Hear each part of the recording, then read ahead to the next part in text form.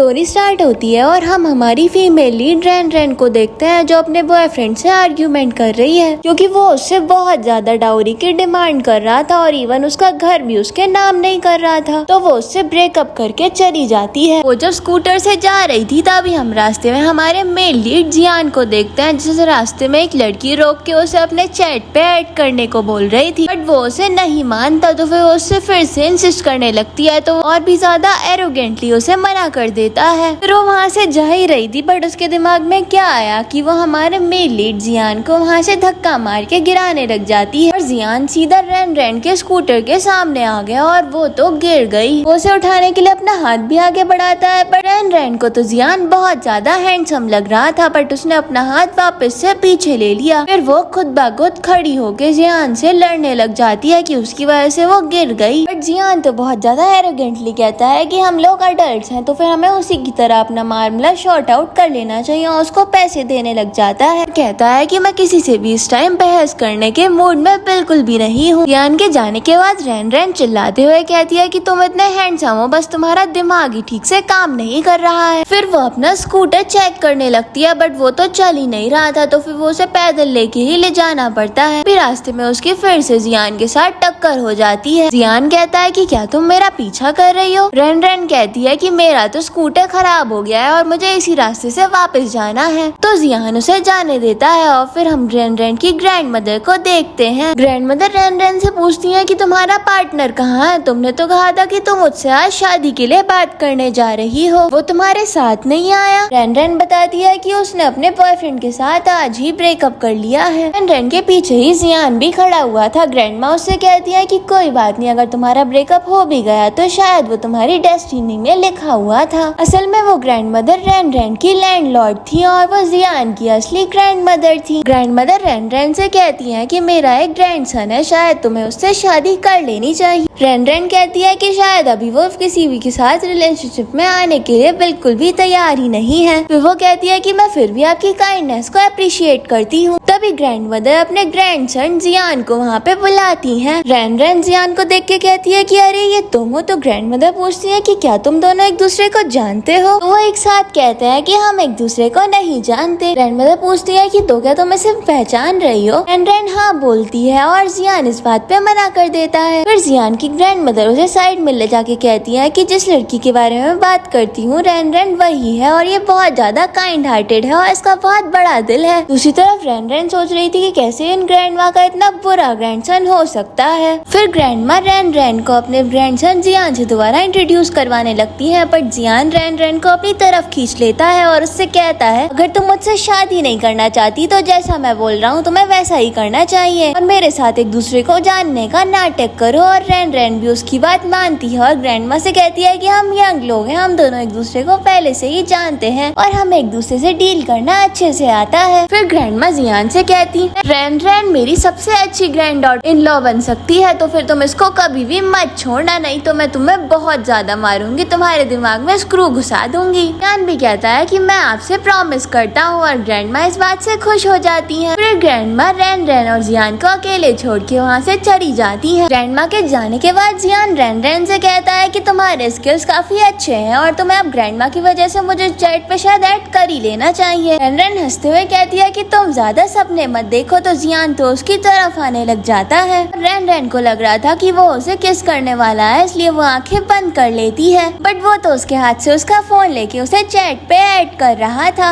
ये देख के तो रैन रैन एकदम शॉक्ड हो गई और फिर वो जियान के शूज पे पैर रख के वहाँ से चली जाती है। ग्रैंड माँ जियान से पूछती है कि तुमने रैन रैन को मुझे अपनी आइडेंटिटी बताने क्यों नहीं दी? जियान कहता है कि मैं अभी अपनी आइडेंटिटी किसी को भी बताना नहीं चाहता क्योंकि आपने पहले मुझे जिन औरतों से इंट्रोड्यूस करवाया जब उन्हें पता चला कि मेरे पास कोई भी घर या कार नहीं है वो मुझे छोड़ के चली गई थी। ग्रैंड माँ कहती है कि ये अलग बात है। तो फिर जियान पूछता है कि क्या अलग है? ग्रैंड माँ कहती है जब इतने साल तुम मेरे साथ नहीं थे तो मेरा ख्याल सिर्फ और सिर्फ रैन रैन ने रखा था तो फिर तुम्हें जल्द से जल्द रैन रैन से शादी कर लेनी चाहिए क्योंकि वो बहुत ज्यादा अच्छी लड़की है। जियान सोचता है कि आज ही तो रैन रैन का उसके बॉयफ्रेंड से ब्रेकअप हुआ है और उसने मेरी ग्रैंड मदर को इतना ज्यादा बहला फुसला भी लिया। फिर जियान एक अपॉइंटमेंट बुक कर लेता है अपने फोन से। दूसरी तरफ हम रैन रैन को उसके रूम में देखते हैं। वो बाथरूम से बाहर निकली तो उसने वहाँ पे अपने अंकल को देखा। वो उन्हें देख के एकदम शॉक्ड हो गई और उनसे पूछती है कि आप अंकल क्या कर रहे हो यहाँ पे? वो अंकल रैन रैन की न्यू बिल्डिंग के अपार्टमेंट के लैंडलॉर्ड थे और वो कहते हैं कि मेरे पास तुम्हारे रूम की कीज है, इसलिए मैं इससे अंदर आ गया। फिर वो लैंडलॉर्ड कहता है कि तुम्हारा फिगर तो बहुत ज्यादा अच्छा है। रैन रैन कहती है कि मैं अभी पुलिस को बुला लूंगी। लैंडलॉर्ड कहता है कि पुलिस को बुला लोगी, मजाक कर रही हो क्या? मैं अपने घर में खुद ही चेक करने आया हूँ कि कोई प्रॉब्लम है या फिर नहीं है। फिर वो रैन रैन से $50,000 की डिमांड करने लग जाता है। अगर उसने नहीं दिए तो फिर वो इस घर को छोड़ के जा सकती है। रैन रैन पूछती है कि आज ही देने हैं। लैंडलॉर्ड कहता है कि शायद मैं तुम्हें कुछ और दिन रहने दे सकता हूँ और उसे बहुत ही ज्यादा गलत तरीके से टच करने लगता है, पर रैन रैन उसके हाथ पे मार के उसका हाथ हटाती है और फिर वहाँ पे रखे मोप से उसकी पिटाई कर देती है। ये तो बहुत ज्यादा सेटिस्फाइंग सीन हो गया। तभी उस लैंडलॉर्ड की वाइफ वहाँ पे आ जाती है और पूछती है कि तुम मेरे हस्बैंड के साथ ये क्या कर रही हो। तो रैन रैन पे ही भड़कने लग गई थी क्योंकि उसका हस्बैंड रैन रैन को ही गलत बोल रहा था कि ये लड़की मुझे सेड्यूस करने की कोशिश कर रही है। फिर वो आदमी कहता है कि मेरी वाइफ वैसे भी ये घर बेच रही है तो फिर तुम्हें इस घर से निकल जाना चाहिए। लैंडलॉर्ड की वाइफ भी रैन रैन को ही गलत मानती है और उसे सुनाने लगती है। रैन रैन कहती है कि उसने सारा रेंट पे करा है तो फिर वो इस घर को ऐसे बेच नहीं सकती। लैंडलॉर्ड कहती है कि ये मेरा घर है, मैं इसके साथ जो कुछ भी करना चाहूँ वो मैं कर सकती हूँ। रैन रैन अपना रिफंड मांगती है तो फिर लैंडलॉर्ड लेडी ये देने के लिए भी मना कर देती है। रैन रैन को याद आता है कि इस घर के साथ तो उसकी ग्रैंड मदर की बहुत सारी मेमोरीज हैं तो फिर वो इस घर को ऐसे जाने नहीं दे सकती।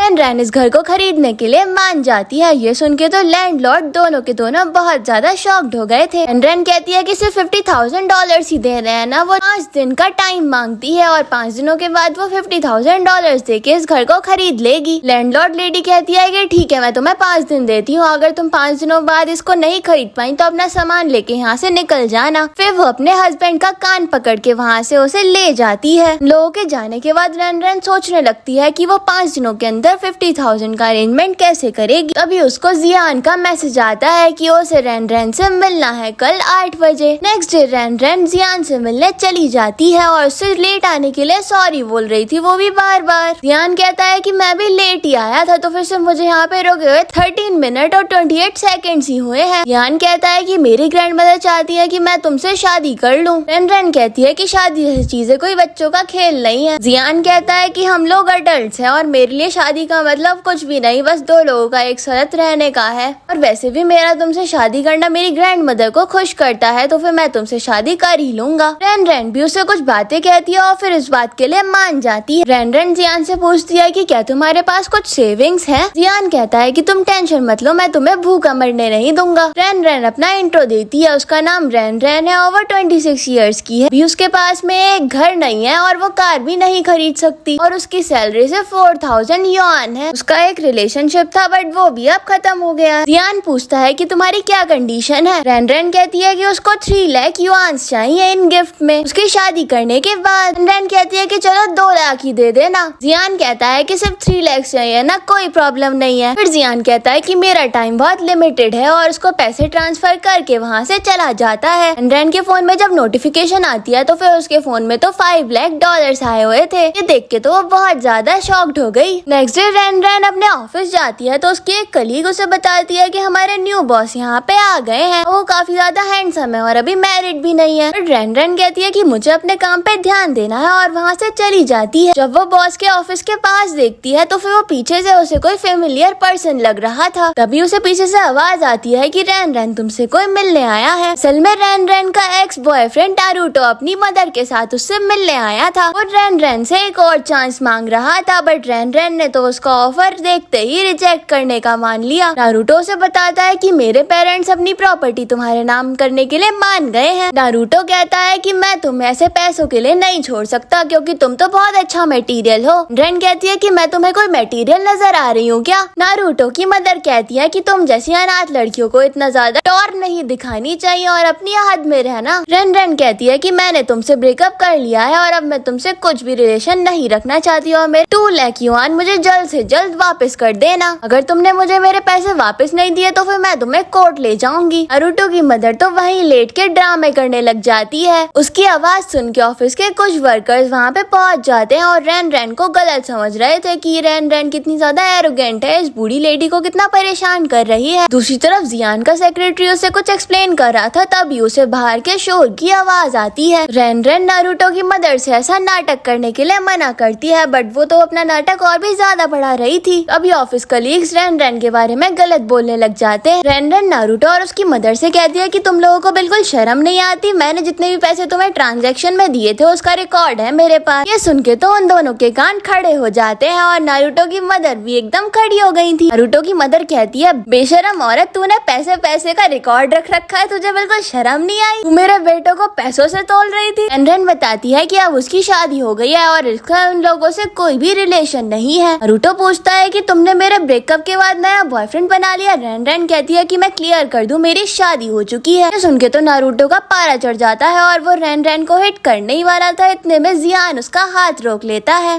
रेन बताती है कि ये आदमी मेरा हस्बैंड है। ये देख के नारुतो को फिर से गुस्सा आता है। वो फिर से रेन को मारने गया था, बट इस बार जियान ने उसका हाथ पकड़ के बहुत जोर से मोड़ दिया और वो तो पीछे जाके गिर जाता है। और नारुतो की मदर तो उससे पूछती ही रह जाती है कि क्या हो गया तुम्हें। तभी वहाँ पे सेक्रेटरी गुड्स गार्ड्स को लेके आ जाता है और नारुतो और उसकी मदर को ऑफिस से निकलवा देता है। लोगों के जाने के बाद रेन जियान से पूछती है कि क्या तुम यहाँ पे इंटरव्यू देने आए हो? सेक्रेटरी बोलता है इंटरव्यू। इतने में जियान उसे चुप करा के कहता है कि हाँ, मैं यहाँ पे इंटरव्यू ही तो देने आया हूँ। सेक्रेटरी भी सिचुएशन को समझ के कह देता है कि हाँ, यहाँ पे इंटरव्यू देने आए हैं। रेन कहती है कि ठीक है, तुम अपना इंटरव्यू अच्छे से करना और मैं अभी अपने काम पे जा रही हूँ। सेक्रेटरी उसे काम पे भेज देता है और रेन जियान को थम्स अप साइन देके वहाँ से चली जाती है। फिर सेक्रेटरी रेन के पास आके उससे कहता है कि आज रात तुम्हारा एक बहुत बड़ी कंपनी के डायरेक्टर के साथ डिनर है, तो फिर उसके लिए तुम बहुत ज्यादा प्रिपेयर रहना। नेक्स्ट सीन में हम रेन को अपनी एक कलीग और सेक्रेटरी के साथ डिनर पे देखते हैं। वो कलीग के साथ डिस्कस कर रही थी कि ऐसे कैसे हमें अचानक से इस मीटिंग पे बुला लिया गया। कलीग कहती है, मैंने सुना है उस कंपनी के प्रेसिडेंट बहुत ज्यादा हैंडसम है। ये सुन के वो दोनों लड़कियां हंसने लग जाती हैं। सेक्रेटरी उनसे कहता है कि प्रेसिडेंट अभी आ ही रहे हैं, तो तुम दोनों को चुप रहना चाहिए। फिर वहाँ पे एक लग्जरी कार में उस कंपनी के प्रेसिडेंट की एंट्री होती है। वो डिनर टेबल पे आते हैं और सेक्रेटरी भी उनका स्वागत करते हैं। रेन को तो उस बॉस को देख के अपने हस्बैंड के साथ वाला सीन याद आ रहा था। दूसरी तरफ हम जियान को देखते हैं जहाँ पे उसका फ्रेंड जो उसके डॉक्यूमेंट्स में कुछ छेड़छाड़ कर रहा था। तभी उसे उसका मैरिज सर्टिफिकेट दिख जाता है और वो उससे पूछता है कि क्या तुमने शादी कर ली? जियान उस सर्टिफिकेट को जल्दी से अपनी तरफ खींचता है और उससे कहता है कि अपने काम से काम रखो। और जियान का फ्रेंड जो और कोई नहीं, डीसी कंपनी का डायरेक्टर ही है जो के साथ अभी डिनर कर रहा है। वो रेन की फोटो खींच के जियान को भेजता है। फिर जियान ये देख के जेलस होके जो को कॉल करता है। जियान को जेलस करने के लिए जो कहता है कि मिस रेन आप ब्यूटीफुल के साथ साथ बहुत ज्यादा काइंड हार्टेड भी हो। ये सुन के तो रेन काफी ज्यादा खुश हो जाती है। जियान ये सुन के काफी जेलस हो गया था। वो जो से कहता है कि मुझे 10 मिनट में तुम्हें अपने सामने देखना है और उसके अलावा मैं कुछ भी नहीं सुनूंगा। जो फिर सेक्रेटरी से कहता है कि कंपनी में कुछ प्रॉब्लम आ गई है, इसलिए मुझे यहाँ से जाना होगा। ये बहाना करके वो वहाँ से चला जाता है। हम रेन को ग्रैंड मदर के साथ देखते हैं। ग्रैंड मदर कहती है कि मेरी वजह से तुम्हें बहुत जल्दी में शादी करनी पड़ी, इसके लिए मैं तुमसे माफी मांगती हूँ। रेन कहती है कि कोई बात नहीं, ये फॉर्मेलिटीज तो होती रहेंगी, सबसे बड़ी बात है अब हम दोनों साथ में रह रहे हैं। रेन बताती है कि वैसे भी मेरे तो कोई रिलेटिव्स भी नहीं है जो मेरी शादी को अटेंड कर पाते, ये थोड़ा एम्बेरसिंग है, बट जो है सो है। ग्रैंड मदर कहती है कि रेन तुम्हें ऐसा कहना नहीं चाहिए, अब तुम्हारे जितने भी रिलेटिव्स हैं वो मैं ही हूँ। रेन अपने पास का सीन याद करती है कि कैसे उसका एक्स बॉयफ्रेंड और उसकी मदर उसे ट्रीट करते थे बहुत ज्यादा बैडली और रूडली। प्रेजेंट में ग्रैंड माँ उसे बहुत ज्यादा अच्छे से ट्रीट कर रही थी। ये देख के रेन को बहुत ज्यादा अच्छा लगता है। वो सोचती है कि मेरी किसी से भी शादी हुई है, बट ये ग्रैंड माँ मेरे साथ बहुत अच्छे से ट्रीटमेंट कर रही है। तभी रेन को उसके एक्स बॉयफ्रेंड की कॉल आती है और वो कहता है कि मैं तुम्हारे घर के नीचे खड़ा हूँ, मुझसे मिलने आओ। वो उसे सामने देख के उसे सुनाने लगता है कि तुम्हें पैसों के लिए मुझे पटाया था ना, और अपने पैसों के लिए अब तुम मेरे ऊपर केस करोगी, चुड़ैल कहीं की। रेन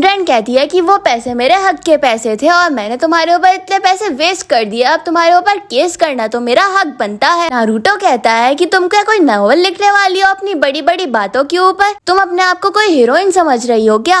रेन को बहुत ज्यादा गुस्सा आ जाता है और वो नारुतो को एक जोर का थप्पड़ मार देती है। नारुतो भी रेन को बदले में थप्पड़ मारने ही वाला था, पर इतने में ही वहाँ पे जियान आ जाता है और वो उसका हाथ रोक लेता है और जियान कहता है कि हिम्मत भी मत करना इनको हाथ भी लगाने की। फिर जियान नारुतो को लॉ एंड ऑर्डर्स के रूल्स बताने लग जाता है। जब नारुतो वहाँ से जाने लगता है तो जियान पकड़ के उसे जमीन पे गिरा देता है। नारुतो कहता है कि अब तुम देखो मैं क्या करता हूँ और वहाँ से भाग गया था। फिर जियान रेन से कहता है कि अब अगर ये तुम्हारे पास फिर से आए तो सीधा पुलिस को कॉल कर देना। बट उसका कार्ड वहीं रह गया था तो रैन रैन उसके पीछे जाती है, बट वो तो उसको इग्नोर कर रहा था तो वो उसे रोकती है। रैन रैन उसे बताती है कि उसने उसके घर के बारे में झूठ बोला था, असल में वहाँ पे वो रेंट पे रहती है और वो जियान से सॉरी भी बोल रही थी। वो बताती है कि उसकी लैंडलॉर्ड लेडी बहुत ज्यादा बुरी है, वो उसके घर को बेचने वाली थी, इसलिए उसके पास सिर्फ $2 लाख थे और उसे 3 लाख की जरूरत थी, इसलिए उसने उससे झूठ बोल दिया उससे डाउरी लेने के लिए। जियान पूछता है कि तो क्या तुमने मुझसे पैसों के लिए शादी करी है? रैन रैन कहती है कि तुम मुझसे डिवोर्स भी ले सकते हो और मैं तुम्हें तुम्हारे पैसे भी वापस कर दूंगी। जियान कहता है कि इसकी कोई जरूरत नहीं और वहाँ से जाने लगता है तो रैन रैन उसे रोक के पूछती है कि क्या तुम मुझसे अभी भी गुस्सा हो? जियान रैन रैन को बातें सुनाने लगता है, तभी वहाँ पे ग्रैंड माँ की एंट्री होती है। फिर ग्रैंड माँ रैन रैन और जियान को डिनर करवाने के लिए ले जाती है। फिर जब रैन रैन अपने घर जाने लगती है तो ग्रैंड माँ बोलती है कि अब तुम्हारी शादी हो गई है तो फिर तुम्हें इसी घर में रहना होगा, वो भी जियान के साथ। रैन रैन रूम में जाके बहुत ज्यादा नर्वस थी और वो सोच रही थी कि जियान अभी आने ही वाला होगा, तभी उसे कुछ डॉक्यूमेंट्स दिखते हैं। वो डॉक्यूमेंट्स खोल के देखने ही वाली थी तभी वो सोचती है कि मुझे किसी की भी चीजें ऐसे छूनी नहीं चाहिए और वैसे भी जियान तो इतना ज्यादा गुस्सा करता है। फिर जब वहाँ पे जियान आता है तो रैन रैन तो ब्लैंकेट ओढ़ के छुपने लग गई थी, तो वो उससे पूछता है कि क्या तुम्हें शर्म आ रही है? तो फिर वो बोलती है कि मुझे क्यों शर्म आएगी। फिर वो रैन रैन के ऊपर आ जाता है, बट उसके एक्सप्रेशन से देख के लग रहा था कि वो अभी कंफर्टेबल नहीं है, तो जियान उसके ऊपर से हट जाता है। फिर रैन रैन को लग रहा था कि शायद जियान उसे लाइक नहीं करता। जियान सोचता है कि मुझे ऐसे किसी से भी फोर्सफुली कुछ करवाना नहीं चाहिए। रात में जब रैन रैन सो रही थी तो वो जियान के पास आ जाती और वो नींद में बोल रही थी कि वो अपनी ग्रैंड मदर को बहुत ज्यादा मिस कर रही है। ये देख के जियान भी उसके लिए सिंपैथी दिखाता है। नेक्स्ट मॉर्निंग रैन रैन अपने ऑफिस में बैठ के कलीग से कुछ बात कर रही थी, भी उसे लैंडलॉर्ड लेडी की कॉल आती है कि आज तुम्हें घर खरीदना है, तो तुम खरीद रही हो कि नहीं खरीद रही? तो अपने कलीग से कहती है कि अभी मुझे कुछ काम है तो फिर मैं वो काम निपटा के आती हूँ और वहाँ से चली जाती। फिर वो अपने लैंडलॉर्ड्स के घर पे पहुँचती है, वो भी जियान के साथ। लैंडलॉर्ड लेडी तो अभी भी वहाँ पे आर्ग्यूमेंट कर रही थी कि अगर तुम्हारे पास कार नहीं है तो हमारी नेबर्स की कार बोरो कर लो, पर तुम्हें कार तो रखनी ही पड़ेगी अपने घर में। जियान कहता है कि मैं सारी प्रॉब्लम्स को हैंडल कर लूंगा, तुम बस मुझे ये घर भेज दो। और वो वहाँ पे एक कार भी लेके आया हुआ था। रैन रैन को लग रहा था कि जियान अपनी फ्रेंड की कार बोरो करके लाया है, तो वो कहती है कि तुम्हें सही में ये खरीदना है, तुम अपने फ्रेंड की भी कार बोरो करके लाए हो। जियान कहता है कि वैसे भी तुम्हें ये घर तो हमेशा से चाहिए था और वैसे भी हम लोग तो फैमिली हैं। रैन रैन को फिर लैंडलॉर्ड लेडी की कॉल आती है और उसने उसकी कार को हिट कर दिया था। रैन रैन जब उस लोकेशन पे पहुंचती है तो वो बताती है कि वो कार तो रेंटल थी, बट वो लेडी तो उसके साथ ही आर्गुमेंट करने लग जाती है और उसको नीचे गिरा देती है। इतने में वहाँ पे जियान भी पहुंच जाता है और वो रैन रैन से पूछता है कि क्या तुम ठीक हो? जियान कहता है कि मैं सबको हैंडल कर लूंगा, तो रैन रैन बोलती है कि मैं तुमसे अपने बिल्स पे नहीं करवा सकती। जियान कहता है कि तुम्हें अभी मुझसे भी नहीं और ना ही खुद इस बिल को पे करना चाहिए, तुम्हें कभी कभार खुद दूसरे लोगों की जिम्मेदारी खुद नहीं उठानी चाहिए। तो रैन रैन भी ऐसा ही करती है और लैंडलॉर्ड लेडी से कहती है कि इसका बिल अब मैं नहीं पे करूंगी। बट लैंडलॉर्ड लेडी भी किसी से कम कहाँ थी, वो भी साफ मना कर देती है। तो जियान कहता है कि रैन रैन तुम शायद सिर्फ मेरे सामने ही एरोगेंट बनती हो। जियान कहता है कि अब मैं इस घर के सिर्फ 4 लाख युआन ही दूंगा। लैंडलॉर्ड लेडी कहती है कि मेरे घर की वर्थ तो 5 लाख है। जियान बोलता है कि वैसे भी मैंने इतने पैसे सिर्फ और सिर्फ कंपनसेशन के लिए काटे हैं, और फिर जियान उन लोगों को कुछ मैनिपुलेशन करके उनको मना ही लेता है। और लैंडलॉर्ड लेडी कहती है कि वैसे भी रैन रैन मेरी फैमिली मेंबर जैसी है, तो फिर मेरे लिए 4 लाख भी इनफ ही होंगे। नेक्स्ट सीन में हम रैन रैन और जियान को एक स्कूटर पे बैठा हुआ देखते हैं, तभी एक कार से उसकी फ्रेंड आती है और वो उससे कहती है कि पहले तो तुम्हारा कोई और बॉयफ्रेंड था। तो रैन रैन बोलती है कि ये मेरा हस्बैंड है। उसकी फ्रेंड उसे चिढ़ाने लगती है, तुम्हारे पास तो एक कार खरीदने की भी औकात नहीं है, गरीब कहीं के, तुम दोनों तो एक दूसरे के लिए एकदम परफेक्ट मैच हो। रैन रैन कुछ कह पाती है उससे पहले ही वो वहाँ से चली जाती है। रैन रैन जियान से कहती है कि इस सब पे ज्यादा ध्यान मत दो। फिर जब रैन रैन जियान के ऑफिस से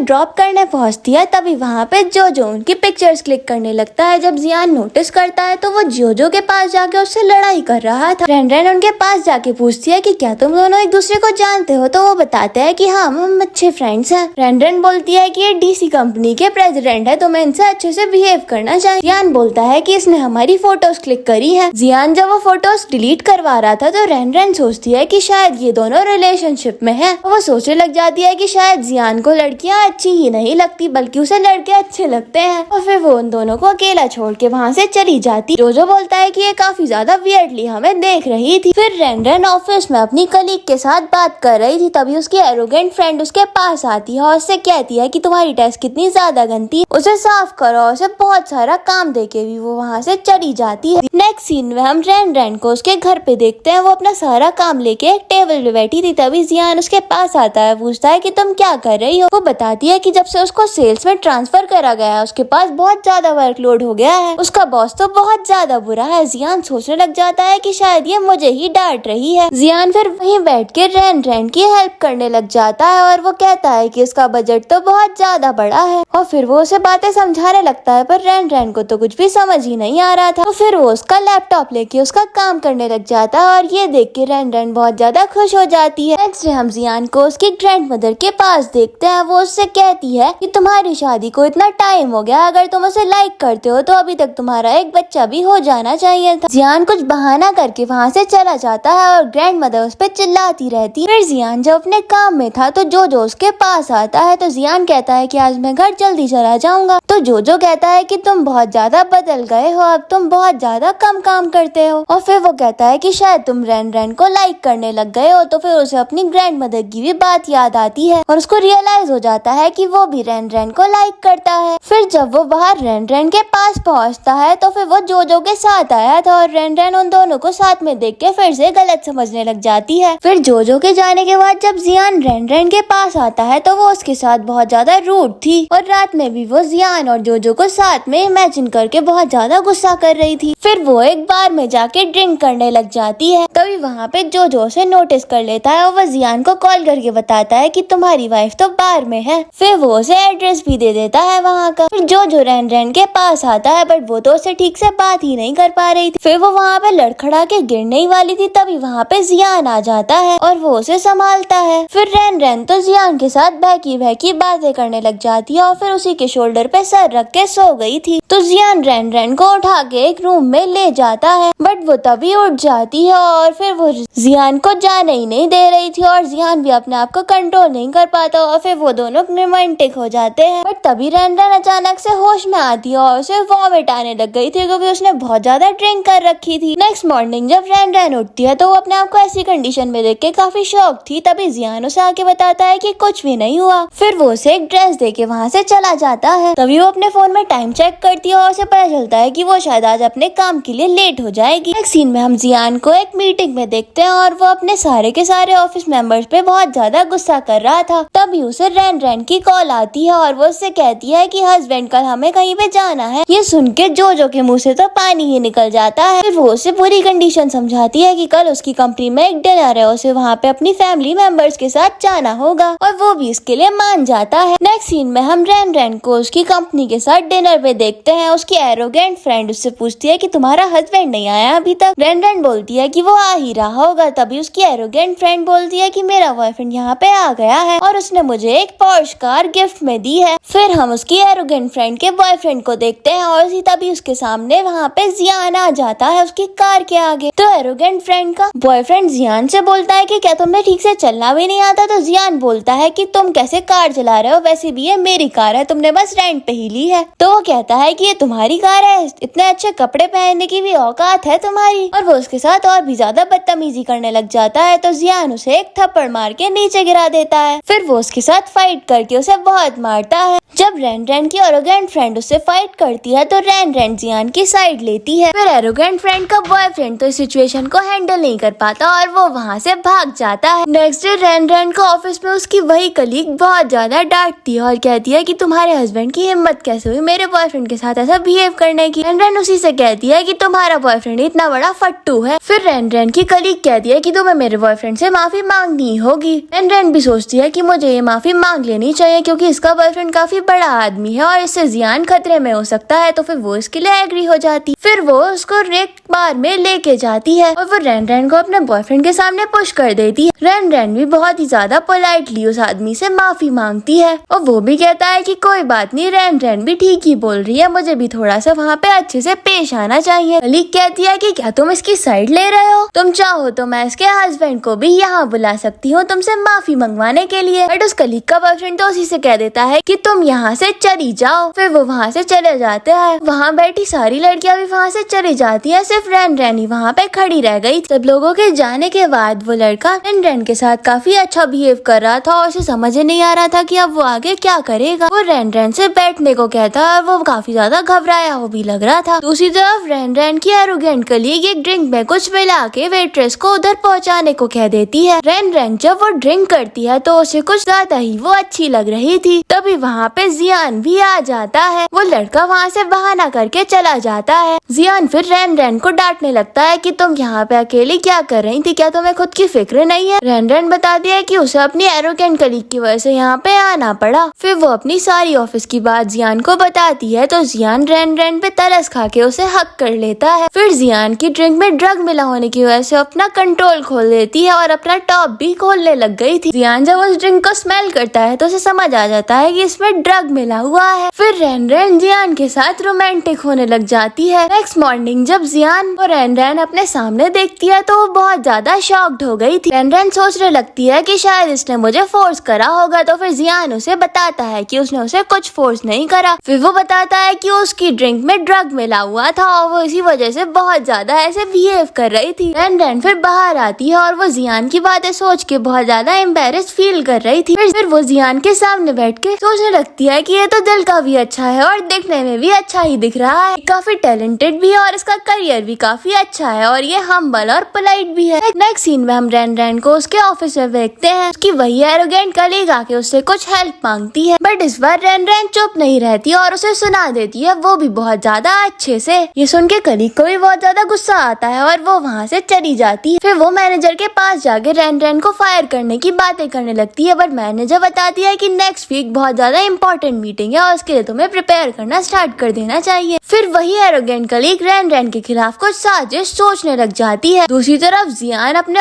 ऑफिस के एक वर्कर से पूछ रहा था कि लड़कियों को कैसे लड़के पसंद आते हैं। पहले वो वर्कर थोड़ा सोचता है और फिर बोलता है कि जनरली लड़कियों को हैंडसम लड़के ज्यादा अच्छे लगते हैं और उन्हें म्यूजिक प्ले करने वाले लड़के तो खासकर कुछ ज्यादा ही पसंद आ जाते हैं। नेक्स्ट सीन में हम रैन रैन को रूम में बैठा हुआ देखते हैं। तभी वहाँ पे जियान बाथरोब लपेट के आ जाता है। रैन रैन तो बस उसे देखती ही रह गई थी। फिर वो कुछ बहाना करके जाने लगती है तो जियान उसे रोक लेता है और वो कहता है कि रैन रैन मुझे तुमसे कुछ बात करनी है, बट वो ज्यादा इंटरेस्ट नहीं दिखाती। तो फिर वो अपने फ्रेंड जोजो के पास जाता है। वो जोजो से बताता है कि उसकी वाइफ रैन रैन उसमें बिल्कुल भी इंटरेस्ट नहीं दिखाती, तुम मुझे बताओ कि मैं उसे कैसे अपनी तरफ आकर्षित करूं। जोजो कहता है कि लड़कियां बहुत ज्यादा कॉम्प्लेक्स होती हैं, उन्हें पटाना इतना आसान नहीं है और तुम्हें थोड़ी मेहनत करनी पड़ेगी, भले से ही तुम्हारे पास खुद का अपना बिजनेस है। फिर जियान जोजो से पूछता है कि वैसे तुम कैसे लड़कियों को ट्रीट करते हो। ये बात सुन के तो जोजो के मुंह से पानी निकल जाता है। अभी वहाँ पे जियान का सेक्रेटरी भी आता है और उसे एडवाइस देने लगता है कि आपको शायद अपनी लाइफ में ये चीजें अपनानी चाहिए, इससे आपको काफी ज्यादा फायदा होगा। वो कुछ गिफ्ट देने की भी एडवाइस देता है अपनी वाइफ को, क्योंकि लड़कियों को गिफ्ट बहुत ज्यादा पसंद होते हैं। जियान को तो कुछ भी समझ ही नहीं आ रहा था, तो फिर वो वहाँ से बीच में से उठ के सीधा अपने घर जाता है रैन रैन के पास। रैन रैन वहाँ पे बैठ के बुक पढ़ रही थी। जियान सीधा रैन रैन के पास चलते हुए जाता है और उसके पास बैठ के उसे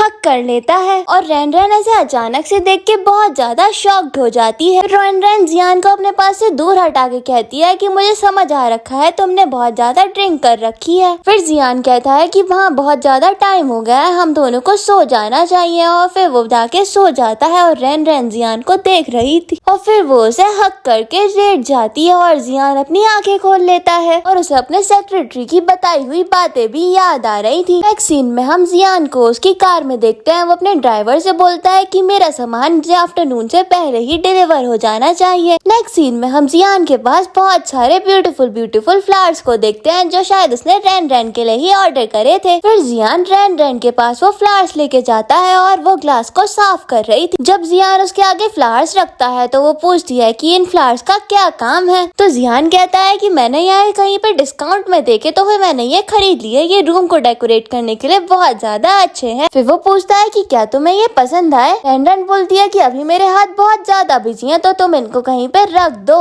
जियान सोचता है कि इसने तो कोई भी रिस्पॉन्स ही नहीं दिया। रात के टाइम पे रैन रैन की फ्रेंड उससे मिलने आती है और वो उसे हक करके रो रही थी। रैन उससे पूछती है कि क्या हुआ, तो वो बताती है कि उसकी और उसके बॉयफ्रेंड की बहुत ज्यादा फाइट हो गई है और उसके बॉयफ्रेंड ने उसे घर से भी बाहर निकाल दिया है और अब तो उसकी फ्रेंड के पास कहीं भी जाने के लिए कोई भी ठिकाना ही नहीं था। रैन से वो कहती है कि अगर तुमने भी मुझे अपने घर में रहने नहीं दिया तो फिर मेरे पास कोई भी जगह नहीं होगी और मुझे रोड पर ही जाके सोना पड़ेगा। रैन उससे बोलती है कि रोना बंद करो और पहले मेरे मेरे घर में आ जाओ। बट असल में उसकी फ्रेंड के इरादे कुछ ठीक नहीं थे। वो तो वहाँ पे जियान की वजह से आई थी, क्योंकि वो चाहती थी कि वो जियान को अपना बॉयफ्रेंड बना ले और रैन रैन का डिवोर्स हो जाए। रैन रैन बताती है कि यहाँ पे सिर्फ मैं और मेरा हस्बैंड जियान ही रहते हैं। तो फ्रेंड पूछती है कि तुम्हारे हस्बैंड मिस्टर जियान अभी तक वापस नहीं आए। जब जियान वहाँ पे आता है तो रैन रैन अपनी फ्रेंड से जियान को इंट्रोड्यूस करवाती है, बताती है कि ये मेरी कलीग है। फिर कलीग अपना इंट्रोडक्शन देते हुए कहती है आई एम मिस सीसी, और वो जियान की तरफ अपना हाथ बढ़ाती है, पर जियान अपनी पॉकेट से हाथ निकाल के रैन रैन को एक साइड में ले जाता है और उसे पूछता है कि तुम इसे घर पे क्यों लेके आई हो, इसको यहाँ से बाहर भेजो। रैन रैन भी कहती है कि मैं अभी इससे बात करके आती हूँ। रैन रैन बोलती है कि सीसी तुम देख रही हो मैं और मेरे हस्बैंड यहाँ पे अकेले रहते हैं। इससे आगे कुछ कहती इतने में सीसी उन फ्लावर पॉट की तरफ देखने लगती है और कहती है कि ये फ्लावर्स कितने ज्यादा ब्यूटीफुल हैं। रैन रैन बोलती है कि जियान ये लेके आए थे और बता रहे थे कि ये रोड साइड पे डिस्काउंट में मिल रहे थे। सीसी बोलती है कि तुम्हारे हस्बैंड की काफी ज्यादा अच्छी चॉइस है। वो मन में सोच रही थी गिट्टिया बकवास कर रही है, ये डिस्काउंट पे मिलेंगे, ये एक फ्लावर की कीमत 20,000 युआन है। नेक्स्ट सीन में सीसी एक रेड ड्रेस पहन के जियान का रूम का डोर नॉक करती है और वो उसके साथ बहुत ज्यादा अजीब तरीके से बिहेव कर रही थी, बट जियान तो उस पे ज्यादा ध्यान भी नहीं देता। सीसी बोलती है कि तुम जो वो फ्लावर्स लेके आए हो उनकी कीमत तो $20,000 है और तुम तो एक पुअर बॉय हो, तो फिर तुमने उन्हें अफोर्ड कैसे करा, और अगर तुम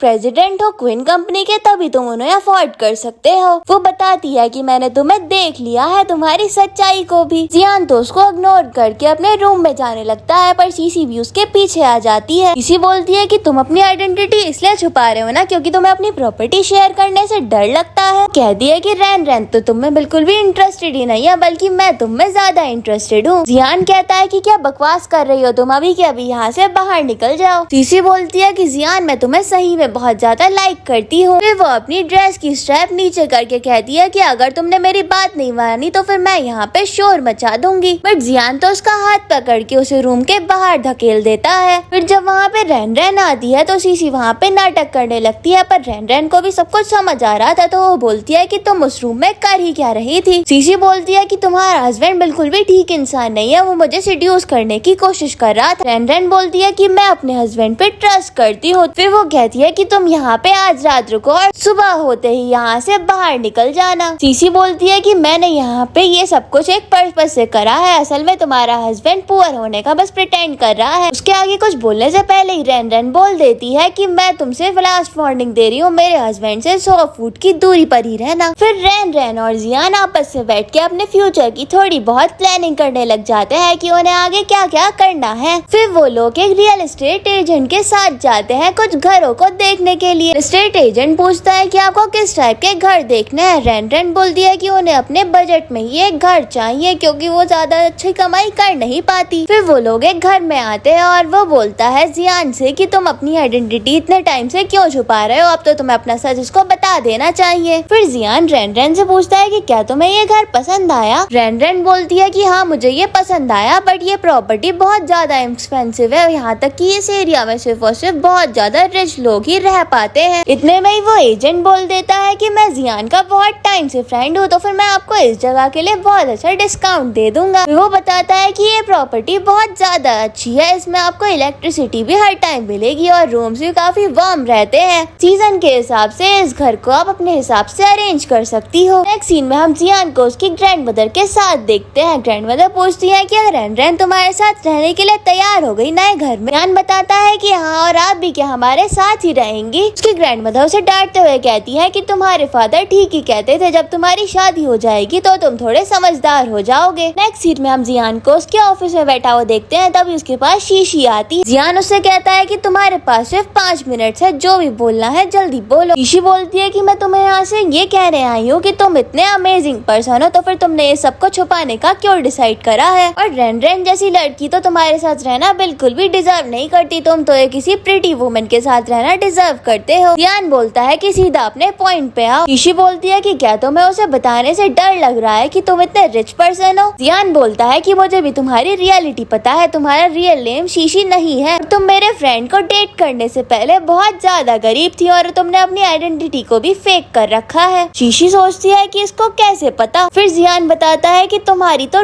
कॉलेज की डिग्री भी एकदम जाली है, तुम तो ग्रेजुएटेड भी नहीं हो। जियान बोलता है कि अगर तुम नहीं चाहती कि तुम पूरी दुनिया के सामने मैं एक्सपोज हो जाओ तो आज से ही तुम मेरी फैमिली से बिल्कुल दूर रहना और रैन रैन से भी मिलने की कोशिश तक मत करना। और फिर शीशी वहाँ से चुपचाप चली जाती है। रैन रैन अपने ऑफिस कलीग के साथ हंसी मजाक करते हुए वॉक कर ही रही थी, तभी उसकी एरोगेंट कलीग वहाँ पे आती है। वो उससे बोलती है कि कल बहुत ज्यादा इंपॉर्टेंट मीटिंग है, क्या तुम उसे अटेंड नहीं कर रही? रैन रैन पूछती है कि क्यों, तो फिर वो बोलती है कि क्योंकि तुमने अपना प्लान इस ऑफिस में सबमिट नहीं करा है। रैन रैन बोलती है कि क्या बकवास कर रही हो, मैंने तो अपना प्रपोजल बहुत पहले ही सबमिट कर दिया। तो वो उसकी पेन ड्राइव लेके कहती है कि क्या तुम इसके बारे में बात कर रही हो, मुझे माफ कर देना, मैंने तो इसको सबमिट ही नहीं होने दिया, मैं तो तुमसे रिवेंज ले रही थी, तुमने मुझसे पंगा लेके बहुत ज्यादा बड़ी गलती कर दी। रैन रैन बोलती है कि क्या तुम्हें लगता है कि मैं इस बात से डर जाऊंगी कि मैं उस मीटिंग को अटेंड नहीं कर सकती? कलीग बोलती है कि क्या तुम्हें कंपनी से निकल जाने का डर नहीं है? रैन रैन बोलती है कि मुझे इस बात से कोई फर्क नहीं पड़ता, इसके अलावा बहुत सारी कंपनी हमारी कंट्री में है। और फिर रैन रैन वहाँ से चली जाती है और वो कलीग तो बस उसे देखती ही रह गई थी। फिर मीटिंग स्टार्ट होती है, वो एरोगेंट कलीग अपनी प्रेजेंटेशन देना स्टार्ट करती है। वहाँ बैठे सभी शेयर होल्डर्स उसकी तारीफ कर रहे थे, तभी रैन रैन बीच में खड़ी हो जाती और कहती है कि ये तुम्हारा प्लान नहीं है बल्कि ये मेरा प्लान है, तुमने इसको चोरी करा है। तभी कलीग आपस में बातें करने लगते हैं कि शायद इसने रैन रैन का प्रोजेक्ट चोरी करा है। तभी वो एरोगेंट कलीग बोलती है कि रैन रैन ही है जो हमेशा हर तरीके की ट्रबल क्रिएट कर रही है, मैं उसका प्रोजेक्ट क्यों ही चोरी करूंगी, वो तो इतनी ज्यादा हाई फाइली टैलेंटेड भी नहीं है। रैन रैन बोलती है कि इसने मेरे कंप्यूटर में से वो पेन ड्राइव लेके चोरी करी है। रैन रैन और उसकी कलीग के बीच फाइट हो रही थी, तभी वहाँ पे जियान की एंट्री होती है। उसकी कलीग जियान को देख के कहती है कि तुम जैसे बेवकूफ लोग भी हमारे ऑफिस में आ जाते हैं, अभी के अभी यहाँ से बाहर निकल जाओ। जियान अपने सेक्रेटरी से बोलता है कि इस तरीके के लोग भी मेरी कंपनी में काम कर रहे हैं, ऐसे लोगों को भी हम काम पे रखते हैं। जियान की वो कलीग ये देख के काफी ज्यादा शॉक्ड हो गई थी और वो सोचने लग जाती है कि हमारे ऑफिस के इतनी बड़ी पोस्ट के मैनेजर इस आदमी से क्यों बात कर रहे हैं। वो मैनेजर से कहने लग जाती है कि ये आदमी बहुत बड़ा फ्रॉड है, इसे हमें अभी के अभी जेल में डाल देना चाहिए। रैन रैन बोलती है कि मेरे हस्बैंड के बारे में ऐसा कुछ कहने की हिम्मत भी मत रखना। कलीग बोलती है कि तुम दोनों ही बहुत बड़े फ्रॉड हो, पर इस बात पे सेक्रेटरी बहुत ज्यादा गुस्सा करता है, उसे थप्पड़ मार देता है और बताता है कि मिस्टर जियान डीसी ग्रुप के प्रेसिडेंट हैं। ये सुन के तो रैन रैन भी शॉक्ड हो गई थी। ये सुन के तो कलीग के हाव भाव ही बदल जाते हैं। जियान सभी ऑफिस के वर्कर्स को बताता है कि ये प्रेजेंटेशन असल में रैन रैन ने प्रिपेयर करी थी। फिर वो सीसीटीवी फुटेज सबके सामने प्ले करता है और इस बात से प्रूव हो जाता है कि वो प्रेजेंटेशन असल में रैन रैन ने ही बनाई थी। नेक्स्ट सीन में हम रैन रैन को जियान से लड़ते हुए देखते हैं क्योंकि उसने उससे बहुत बड़ा झूठ बोला था। जियान कुछ एक्सप्लेन करता उससे पहले ही रैन रैन बोलती है कि तुम्हें क्या लगता है कि मैं तुम्हारे सारे पैसे हड़प लेती, फिर मैंने तुम्हें